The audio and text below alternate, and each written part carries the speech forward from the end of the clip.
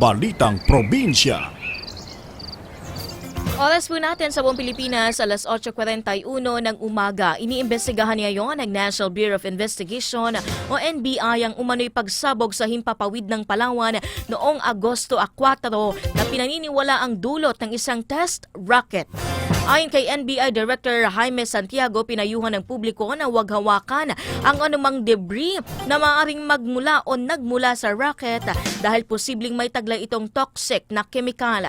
Inulat ng NBI Puerto Princesa na narinig ng mga residente ang malakas at malalim na pagsabog na nagdulot ng pangamba sa mga baybaying barangay.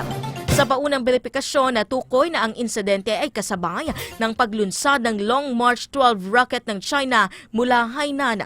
Ayon sa Philippine Space Agency, ang narinig na tunog ay maaaring epekto ng shockwave mula sa rocket na dumaan malapit sa Palawan.